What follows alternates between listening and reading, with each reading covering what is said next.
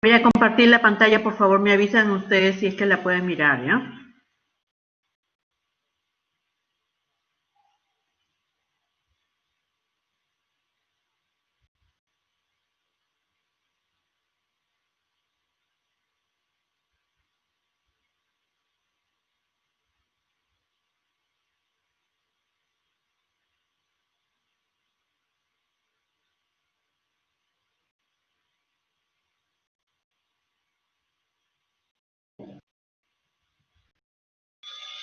¿Me pueden decir, por favor, si miren ya mi presentación?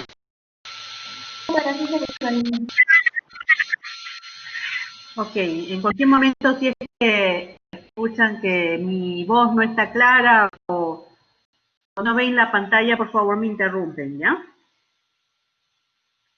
Vamos a empezar entonces con la clase de insuficiencia respiratoria. En los objetivos vamos a ver la definición de lo que es insuficiencia respiratoria. Vamos a recordar un poco lo de la curva de disociación de oxígeno y de la hemoglobina. Vamos a ver cómo se toman los gases arteriales. Vamos a ver un ejemplo de un disturbio ácido-base. Vamos a hacer la clasificación también de la insuficiencia respiratoria aguda, de acuerdo a su mecanismo fisiopatológico, ya sea porque sea un trastorno de fracción inspirada de oxígeno, un trastorno de la ventilación, un trastorno de la difusión o un trastorno de la relación ventilación-difusión. Y vamos a ver también en un par de láminas cómo es el mecanismo del síndrome de distrés respiratorio agudo, es lo que le ha sucedido a varios pacientes en esta pandemia de coronavirus. Vamos a ver también qué significa la gradiente alveolo arterial y en qué tipo de pacientes está alterada. Y finalmente los síntomas que puede tener un paciente que tiene insuficiencia respiratoria de tipo agudo. En relación a lo que es la definición, es una alteración del intercambio gaseoso normal porque hay una falla en el aparato respiratorio. Puede ser tanto en reposo, puede ser en vigilia, puede ser tanto respirando aire ambiente, como también respirando oxígeno complementario. Generalmente, para que yo pueda decir que hay una insuficiencia respiratoria aguda, tengo que tener resultados de gases arteriales. O sea, no significa que yo lo mire al paciente que está ahogándose y que le falte el aire, eso no significa que está en insuficiencia respiratoria.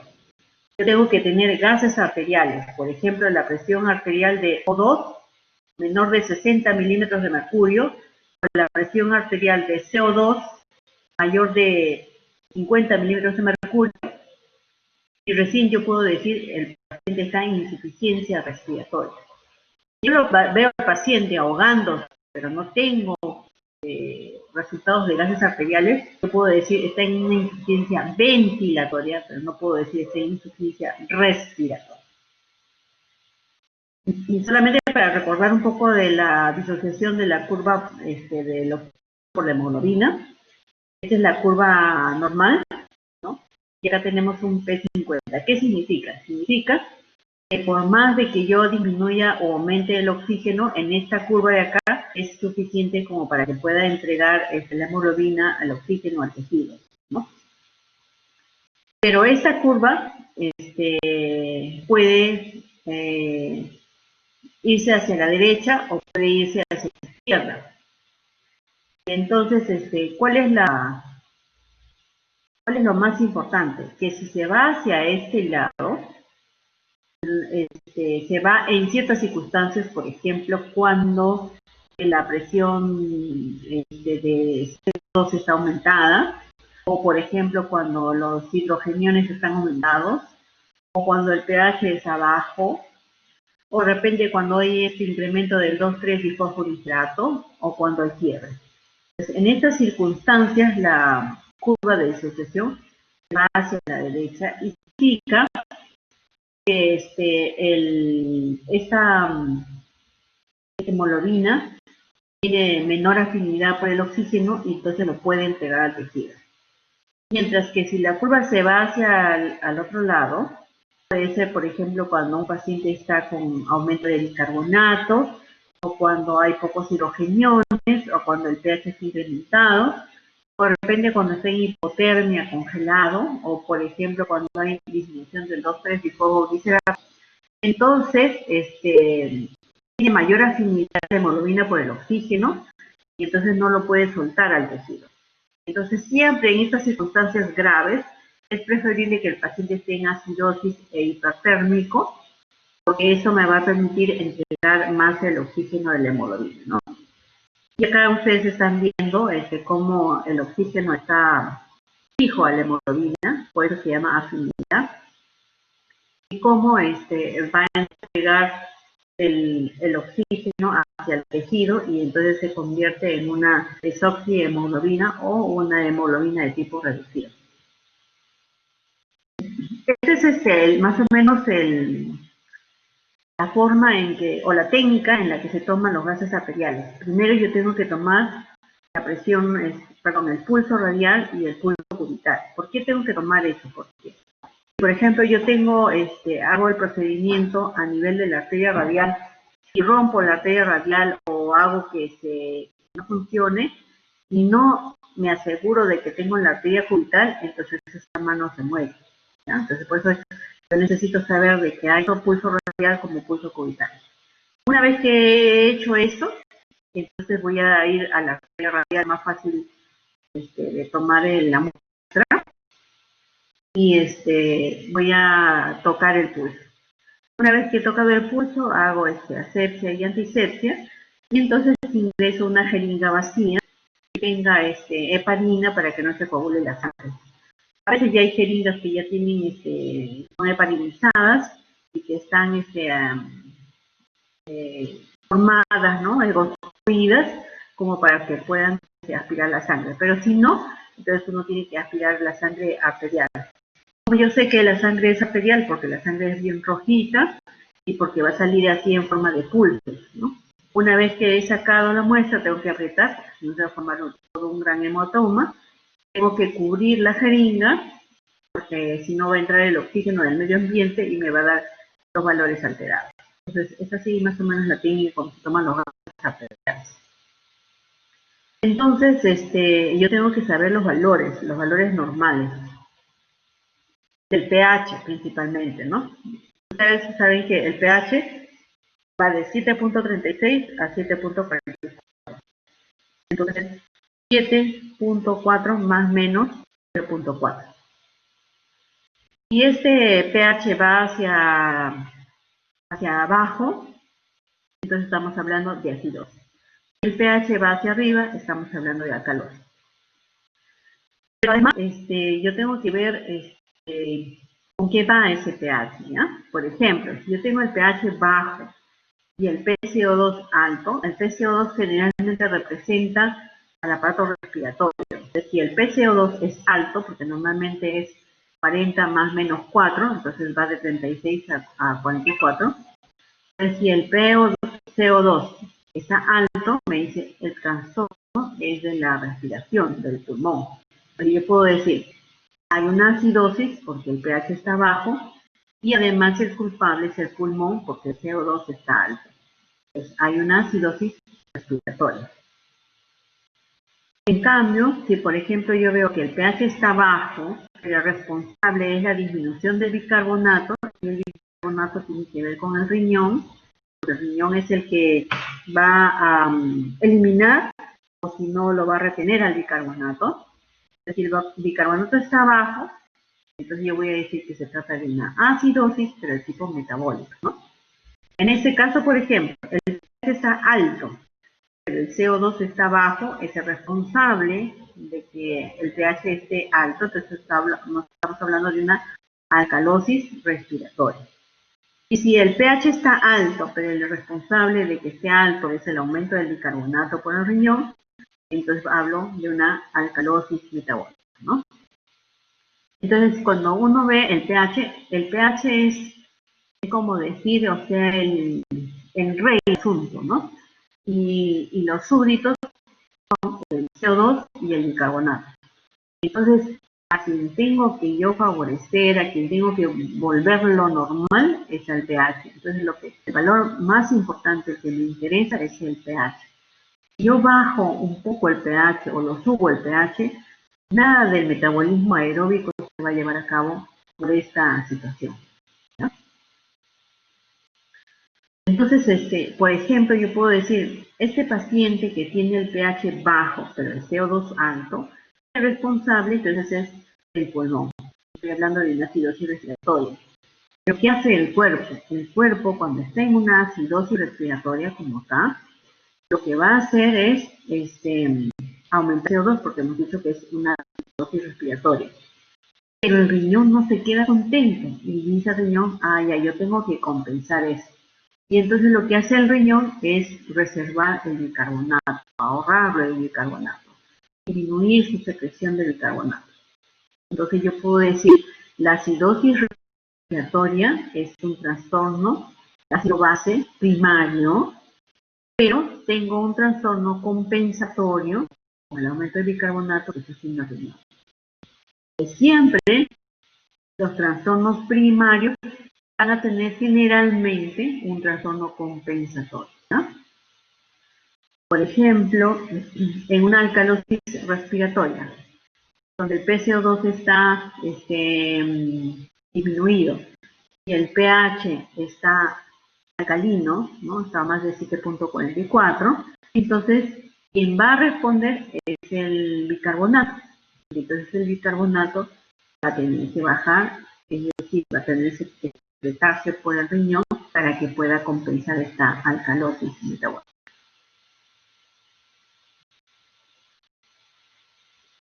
Entonces, en una alteración ácido-base va a existir un disturbio primario, pero otro también que es compensatorio, ¿no? El disturbio, ¿cómo yo me doy cuenta? ¿Es el bicarbonato o es el PCO2 el responsable del pH? ¿Cómo me doy cuenta? Cuando coincida el pH con la alteración. Entonces, acá estamos viendo, por ejemplo, que un pH está normal, 7.44, pero el PCO2, que hemos dicho que va de 40 más menos 4, está en 25. ¿Me pueden decir, por favor, a alguien si el PCO2 está bajo o está alto? ¿Alguien? ¿Cualquiera?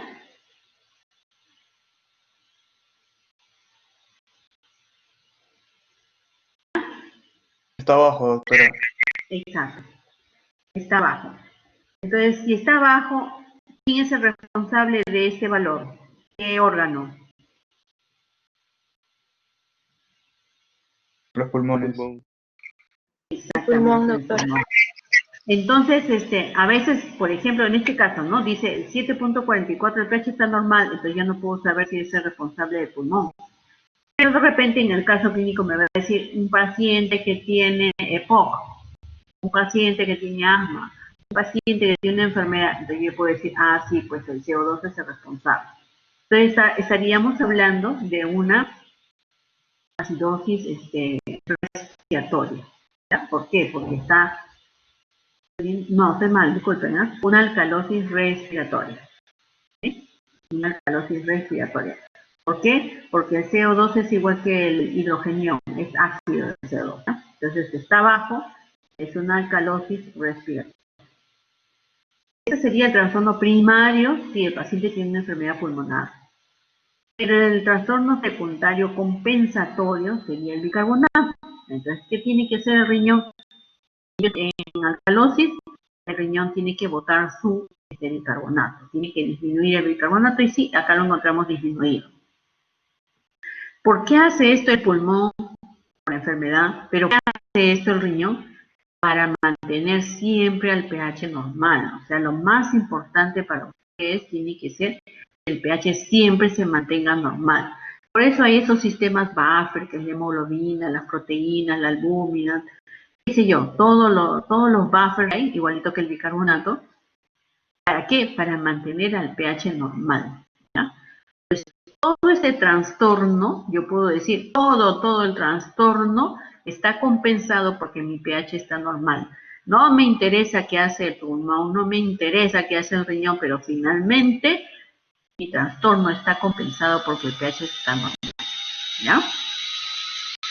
Entonces, ¿yo cómo voy a describir este diagnóstico? Yo voy a decir, entonces, supongamos, ¿no?, que se trata de una enfermedad respiratoria. Yo puedo decir, es una alcalosis respiratoria con una acidosis metabólica compensatoria y todo el trastorno, todo, está compensado porque el pH está normal. El diagnóstico será alcalosis respiratoria compensada.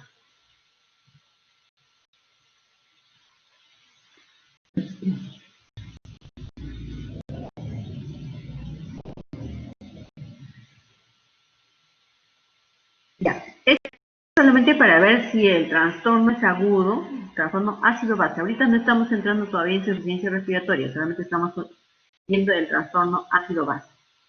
Yo puedo decir si el trastorno es agudo o es crónico, es fácil, ¿eh?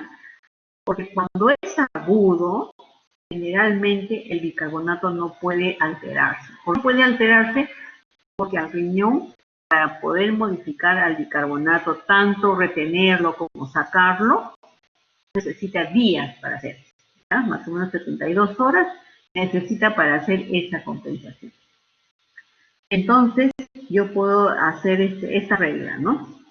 Si, por ejemplo, yo cuento 10 milímetros de mercurio de PCO2 y mi pH se altera 0.08, estoy hablando de un trastorno de tipo agudo, ¿ya? Pero si, por ejemplo, yo modifico 10 milímetros de mercurio de CO2 y solo el pH se ha modificado 0.03, quiere decir que el trastorno es crónico. ¿Por qué? Porque el riñón ya hizo su trabajo y entonces por eso es que el pH no se modifica tanto, ¿no? Entonces uno puede darse cuenta de que es crónico porque el bicarbonato va a modificar. Hoy vamos a ver la clasificación de la insuficiencia respiratoria aguda. Ustedes van a encontrar muchas clasificaciones. Hay una clasificación que dice hipoxémica o tipo 1, cuando solamente hay alteración del oxígeno, disminución del oxígeno, con una presión menos de 60 milímetros de mercurio. Hipercápnica, o de tipo 2, en la que el CO2 está aumentado más de 50 milímetros de mercurio.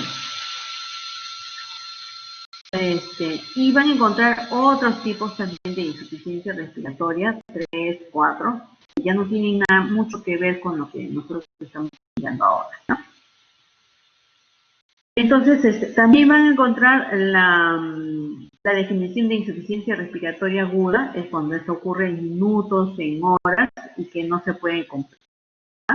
O crónica, cuando ya ocurre lentamente, durante mucho tiempo, ya está ya con un trastorno compensatorio también, ¿no? Pero puede ocurrir de que haya una insuficiencia crónica de mucho tiempo y se añade una enfermedad aguda, y entonces, cuando está lo crónico, se añade uno agudo, entonces yo puedo decir insuficiencia crónica reagudizada. Un momentito, disculpen. ¿No?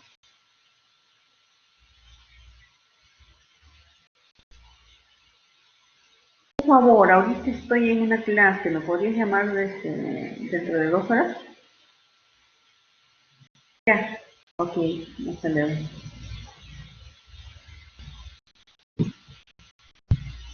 Entonces acá hay un ejemplo, dice, el pH está a 7.30. ¿Alguien me puede decir si está normal? Está abajo. Está bajo. Entonces cuando está bajo el pH, uno tiene que decir se trata de una acidemia. ¿Por qué? Porque estamos hablando de pH bajo, o sea, ácido bajo en sangre. Entonces, acidemia. No acidosis, sino acidemia. El PCO2 está incrementado en 55. Entonces, si yo lo junto al pH con el CO2, ¿de qué estamos hablando entonces? ¿Alguien?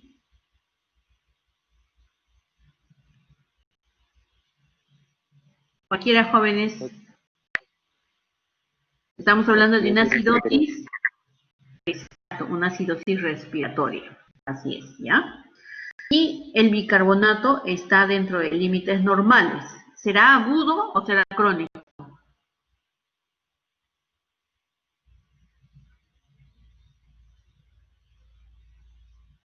Agudo. Agudo porque no ha tenido tiempo el riñón de modificar el bicarbonato, ¿ya? Entonces estamos hablando de una acidosis respiratoria sin trastorno compensatorio, y todo el trastorno está compensado o no está compensado.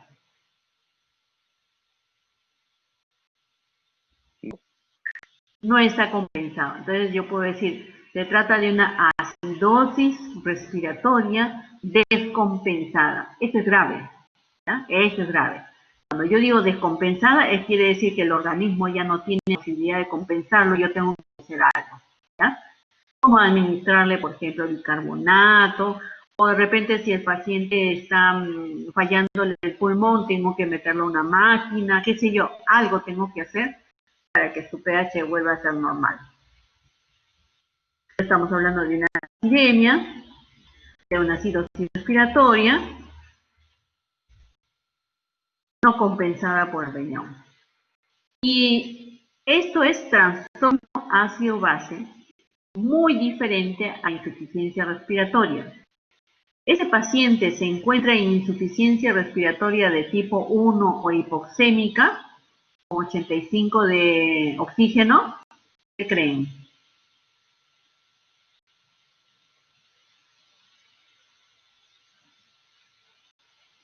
No, doctora.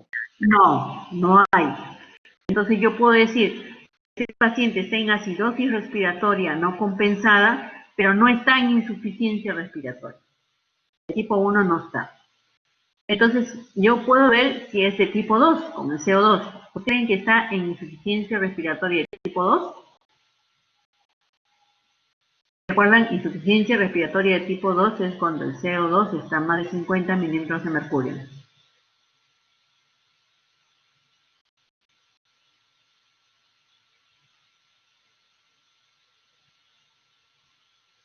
¿Está?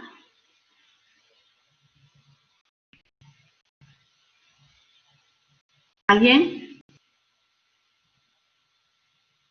Sí está con insuficiencia respiratoria. Exactamente, está en insuficiencia respiratoria de tipo 2.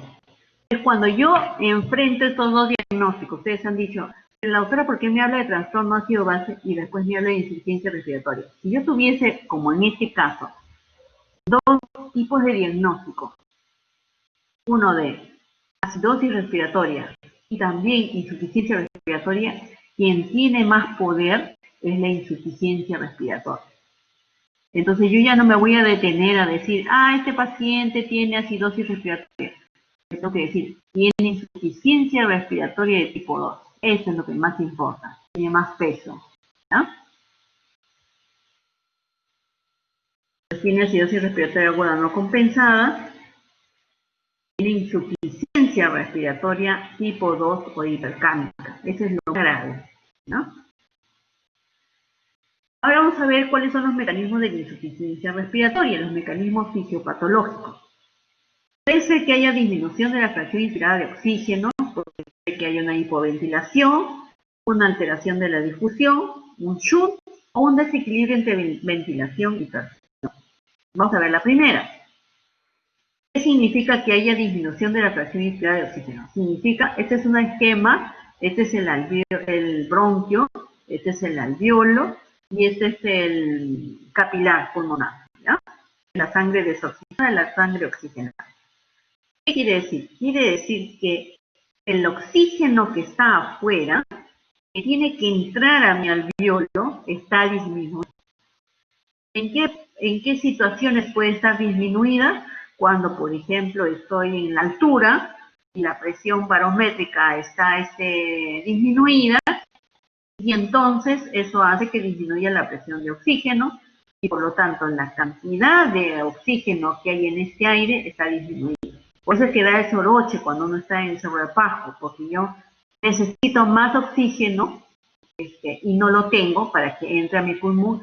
Y mi pulmón está bien, mi pulmón está sano, está normal, no tiene ninguna enfermedad. Y cuando mi pulmón no tiene ninguna enfermedad, yo voy a tener poco oxígeno que darle a mis tejidos, a mi sangre. Voy a tener, pero no porque esté mal mi pulmón, sino porque tengo disminución de la cantidad de oxígeno que está en el aire. Entonces, cuando mi pulmón está normal, yo voy a tener una gradiente alveolo arterial normal. Voy a tener normal. ¿Pero por qué voy a tener insuficiencia respiratoria? Porque hay disminución de la fracción inspirada de oxígeno, ¿no? O, por ejemplo, ocurre en Cerro de Pasco. A mayo suba, yo voy a tener disminución de la presión barométrica, disminución de la presión de oxígeno. No va a entrar con la misma presión a mi pulmón. ¿Qué pasa cuando nosotros, por ejemplo, las personas de los Andes, en esas regiones, en Cerro de Pasco, mucho tiempo, su forma de compensación es aumentando los eritrocitos? Pero, y por eso es que tienen bastante policitemia, ¿no?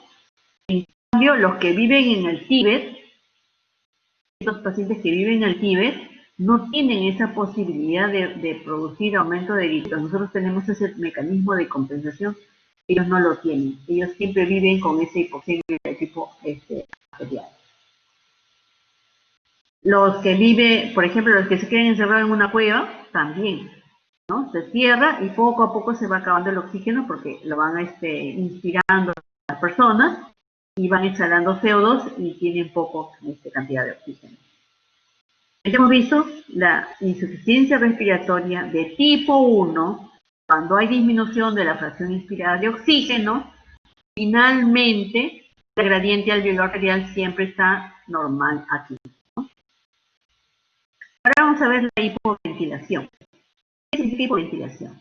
Yo tengo la cantidad de oxígeno normal en el medio ambiente, todo está bien, todo chévere, pero hay algún trastorno en mi organismo, en el mío, que impide que yo lo meta a mi alveolo. Entonces, si impide que yo lo meta, también impido que mi CO2 salga de ahí. Siempre, toda la vida, siempre, la hipoventilación tiene mucha relación con el CO2. Si yo tengo menos ventilación, aumenta mi CO2. Y al revés, si yo tengo hiperventilación, mi CO2 disminuye, ¿ya? Como en este caso, lo que está alterado, por ejemplo, puede ser el músculo, puede ser el hueso, puede ser mi abdomen, puede ser mi sistema nervioso central, etcétera. El pulmón siempre está sano, siempre está sano. Entonces la gradiente alveolo arterial se va a mantener normal, ¿no? Por ejemplo, en apnea del sueño, un paciente que se queda dormido y deja de respirar porque tiene apnea del sueño, va a producir hipoventilación. Por ejemplo, los que tienen un tumor a nivel del sistema nervioso central o en la médula que obstruye el centro respiratorio, por ejemplo, deja de respirar el paciente, entonces el CO2 se va a acumular, pero su pulmón está sano, entonces la gradiente alveolo arterial está normal. ¿Podría ser el sistema nervioso central culpable de una hipoventilación? Sí, porque está justo el centro respiratorio ahí. Tiene que ver con los centros quimiorreceptores, tiene que ver también con los mecanorreceptores, etcétera, el centro respiratorio. Si yo tengo una alteración, un tumor o cualquier cosa acá, voy a dejar de respirar. Y si dejo de respirar, aumenta el CO2. Igual lo mismo, si yo tengo un trastorno a nivel de la médula, también puedo dejar de respirar. El centro neumotáxico y el centro amnésico también se encuentran en el tallo cerebral, en el bulbo orquídeo, y también va a producir cualquier alteración, un accidente o un tumor, puede producir disminución de la ventilación, no entra el oxígeno, pero tampoco sale el CO2, y va a haber aumento de CO2. Entonces se va a producir, en los casos de hipoventilación, insuficiencia respiratoria tipo 2 hipercámica, con gradiente alveolo arterial normal, porque el problema no es del pulmón, el problema es del sistema sistema nervioso central.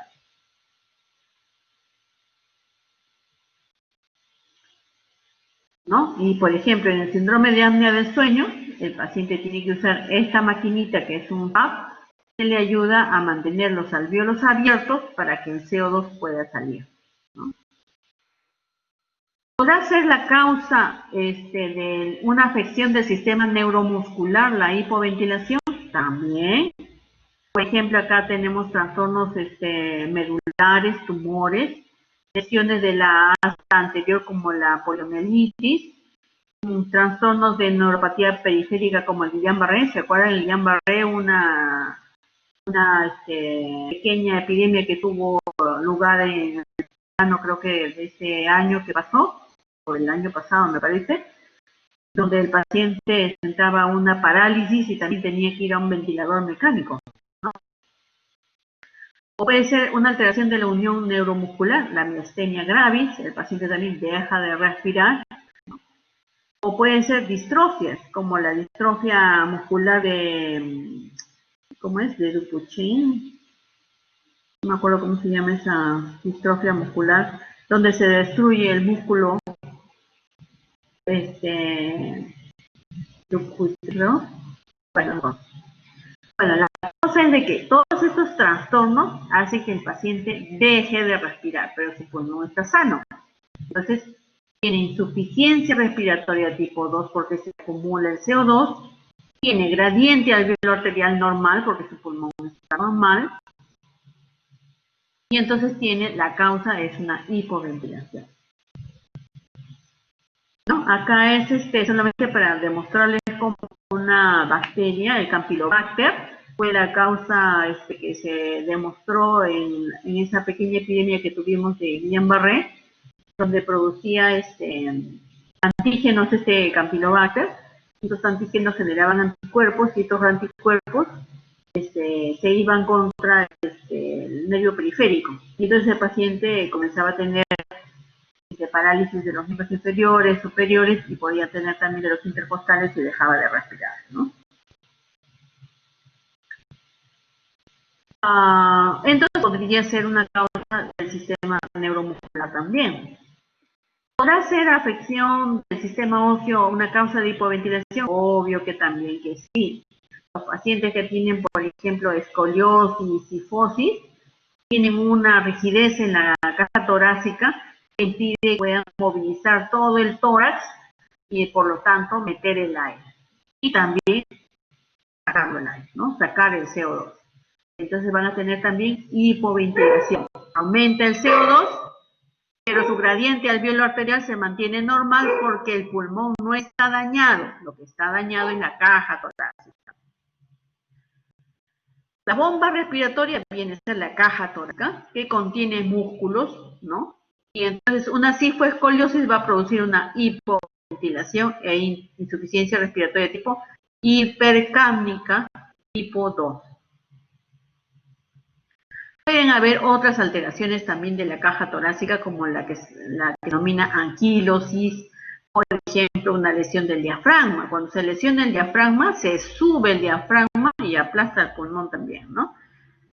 Generando una menor distensibilidad. Acá están lo que les estaba diciendo de los músculos. Este paciente es típico de esta enfermedad de la Dupuytren o Dupuytren, no me acuerdo cómo se llama la afección, ¿no?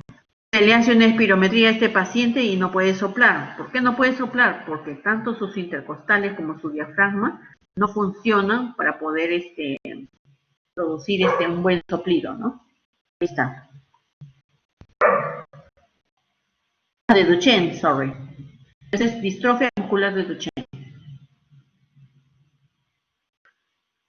Entonces sí, una afección muscular también me puede dar hipoventilación. ¿Han visto ustedes hasta ahorita que tanto el sistema nervioso central, el sistema nervioso periférico, la placa neuromotora, el músculo, cualquier afección que esté fuera del pulmón que me impida tener fuerza para inspirar, me va a producir una hipoventilación, ¿no? Ahora vamos a ver trastornos de la difusión. Significa, este es el bronquio, el alveolo, este es el vaso sanguíneo, y en esta membrana alveolo capilar es el problema, ¿no? Esta membrana alveolo capilar está tan incrementada que no deja pasar el oxígeno hacia el vaso sanguíneo. Ahora ustedes me dirán, doctora, deja pasar el oxígeno, pero tampoco deja del CO2 de pasar. ¿Pero por qué no hay problema en el CO2? A ver, ¿alguien me puede decir por qué no hay problema en el CO2?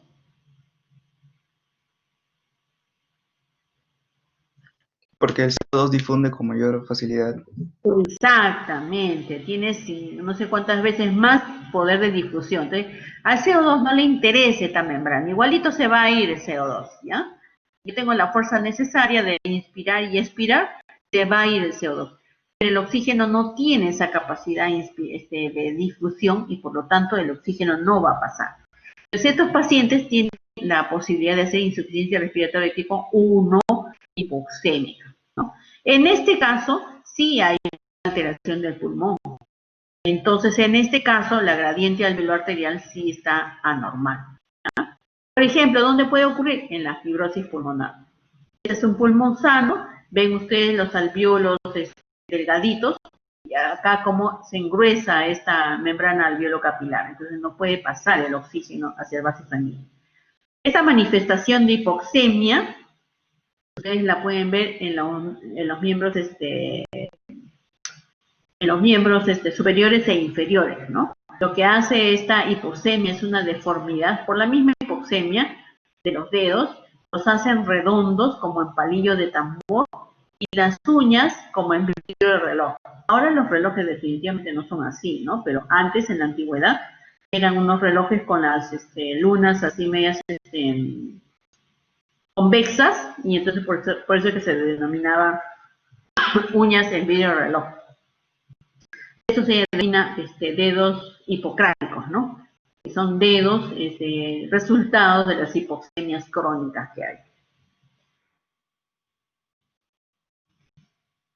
Entonces, entrando ya a lo que es insuficiencia respiratoria de tipo 1 o hipoxémica, es cuando la presión arterial de oxígeno en gases arteriales está a menos de 60 milímetros de mercurio. Entonces, el EQQD.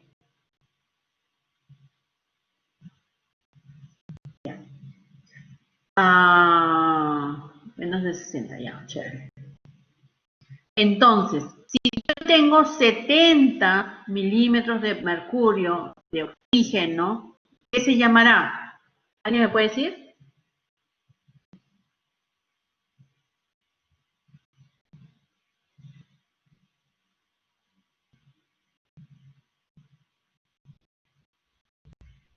Hola.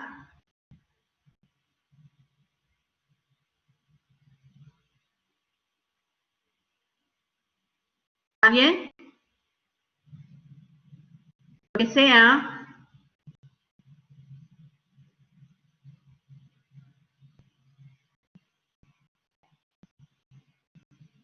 Chicos, alguien que me diga, a ver, lo que sea, lo que se les ocurra.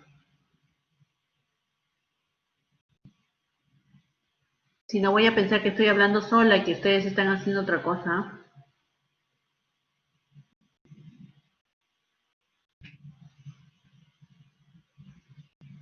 No puedo leer las chats, así que tienen que hablar.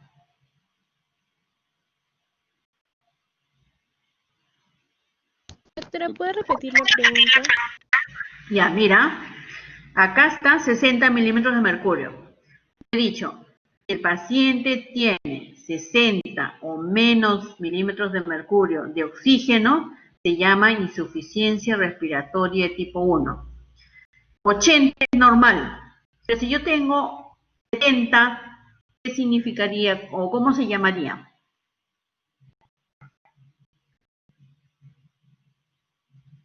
¿Y tiene cuánto? Disculpe, no lo escuchamos bien. 70 milímetros de mercurio.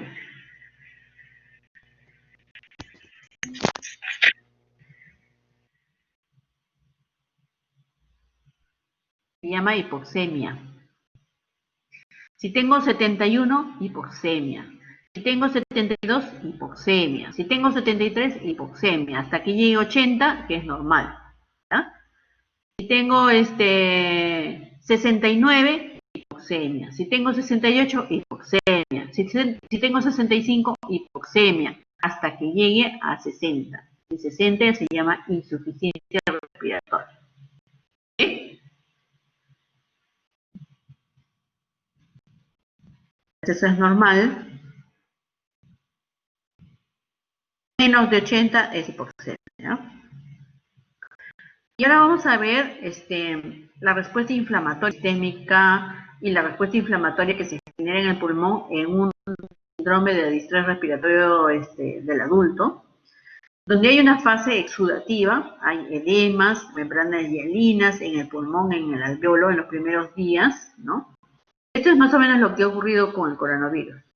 Finalmente hay una inflamación intersticial, y la inflamación intersticial significa que aumenta la membrana alveolo capilar y no ingresa el oxígeno hacia el vaso sanguíneo y el paciente tiene mucha dificultad para respirar.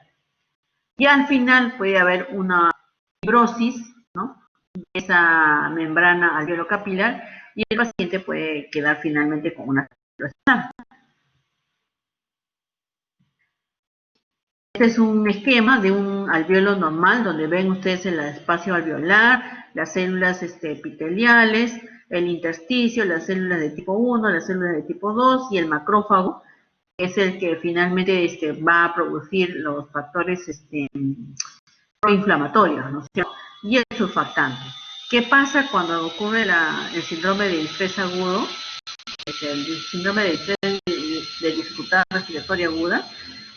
Va a haber la activación del macrófago y el macrófago va a producir citoquinas proinflamatorias. Dentro de ellas están los leucotrienos, las proteasas, el factor de necrosis tumoral, la interleucina 1, factores de crecimiento tumoral, la interleucina 8 que va a atraer más neutrófilos, va a producir también sustancias que van a producir fibrosis, ¿no? Entonces, miren ustedes, tanto edema y tanto proceso inflamatorio. Y a nivel del vaso sanguíneo, también se va a producir la atracción del neutrófilo, de fibroblastos, la formación de plaquetas y que van a obstruir el vaso sanguíneo. Y se va a formar también unos productos donde son productos de glicosilación de las proteínas, que se llaman AGEs, ¿no? Entonces, dentro de los biomarcadores de inflamación más estudiados en este síndrome de distrés, está la interleucina 6, la 8, la 10 y el factor de necrosis tumoral. Por eso es que algunos medicamentos que están viniendo para hacer estudios de investigación, dentro de ellos hay unos, ¿cómo se llaman? Son unos moduladores, no me acuerdo ahorita cómo se llaman este tipo de medicamentos, pero van contra la interleucina 6, contra la interleucina 8, contra el factor de necrosis tumoral, ¿ya? Moduladores inmunológicos, creo que se llaman estas sustancias que están trayendo para hacer trabajos de investigación. Y como les dije, también hay en la superficie basal de las células de tipo 1, hay receptores para algunos agentes de glicosilación avanzada. Estos agentes de glicosilación avanzada, que significa la unión entre proteínas y glucosa, va a despertar a la respuesta inflamatoria del macrófago, y este macrófago lo que va a hacer es producir citoquinas inflamatorias, ¿no?, que finalmente van a producir injuria del epitelio, activar la cascada inflamatoria, la coagulación, ¿no?, y la trombosis en los vasos sanguíneos y apoptosis de las células. Entonces, para que vean todo este acontecimiento inflamatorio que hay en un paciente que tiene un síndrome de distrés agudo. Y finalmente vamos a ver qué cosa es la gradiente alveolo arterial de la que estamos hablando. La gradiente alveolo arterial es La diferencia que hay entre el oxígeno que hay en el alvéolo y el oxígeno que hay en la sangre. Entonces, para yo encontrar el oxígeno que hay en el alvéolo, tengo que restar la presión barométrica, 760, menos la presión de vapor de agua, que es 47, creo que, no me acuerdo, 47 mililitros de agua, y multiplicado por la cantidad de oxígeno que uno respira. Si tuviese al medio ambiente es 0.21, menos la presión de CO2 y entre una constante de 0.8. Toda esta fórmula es para encontrar mi presión alveolar. Una vez que he encontrado mi presión alveolar, entonces le voy a restar la presión arterial, que es la que yo hago con los gases arteriales. Entonces tengo la diferencia del gradiente alvéolo arterial. Lo normal es que si yo no tengo ningún suministro de oxígeno, mi gradiente debe ser de entre 5 a 14 milímetros de mercurio. Pero si yo tengo, por ejemplo, oxígeno, me están dando oxígeno al 100%, entonces yo tengo que tener mi gradiente de 35 a 56 milímetros de mercurio. Por la implicancia de saber la gradiente alvéolo arterial es quién está causando la insuficiencia respiratoria. Si, por ejemplo, es el pulmón dañado, la gradiente va a estar aumentada. Pero si el pulmón está sano y otro es el motivo, entonces la gradiente alvéolo arterial va a estar normal. Acá está entonces un resumen de los mecanismos fisiopatológicos de la insuficiencia respiratoria, cómo se comporta en cada uno del oxígeno, la presión de CO2, la gradiente alvéolo arterial y la respuesta al oxígeno. En este caso lo más importante es de que cuando ocurre un shunt, entonces no hay respuesta al oxígeno. Yo le puedo administrar bastante cantidad de oxígeno y no se va a modificar la presión de oxígeno en sangre, ¿no? Ahora, ¿cuáles son los síntomas de hipoxemia e hipercapnia? Son muy diferentes. O sea, uno clínicamente puede saber qué tipo de insuficiencia tiene un paciente. Cuando es hipoxémica, el paciente está muy agitado, ¿ya? Estar agitado, se despierta, se levanta, rompe las cosas, se saca las vías, inquieto, golpea, qué sé yo, ¿ya?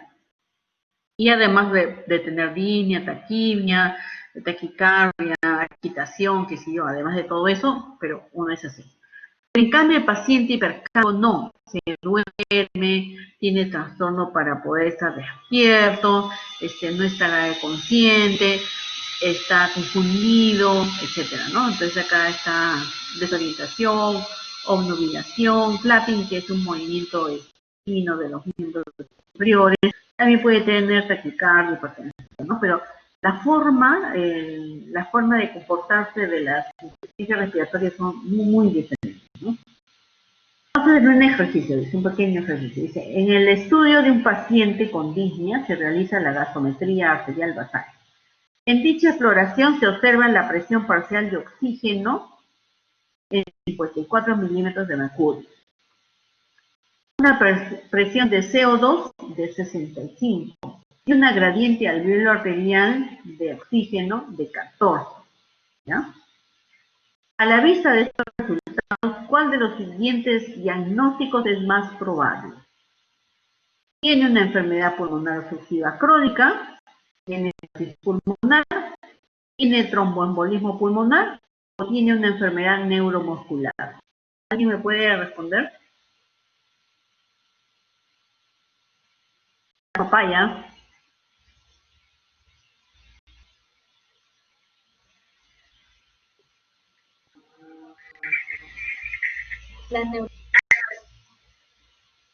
¿Sí?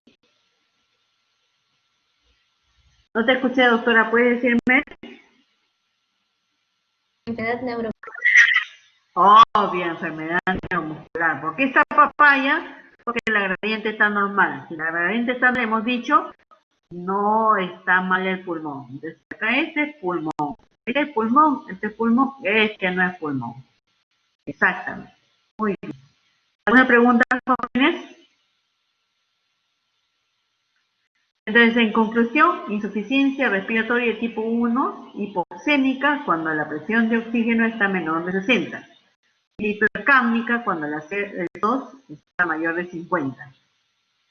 Debo seguir estrictamente los pasos para tomar los gases arteriales. Puedo establecer el estado ácido-base si es que el paciente no está en insuficiencia respiratoria, ¿no?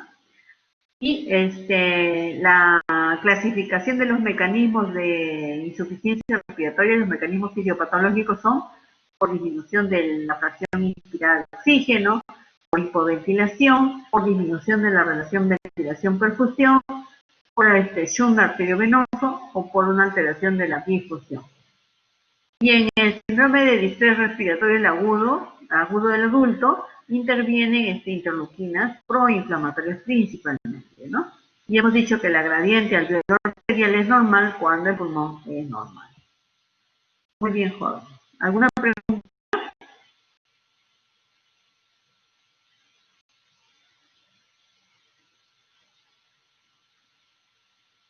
Ok.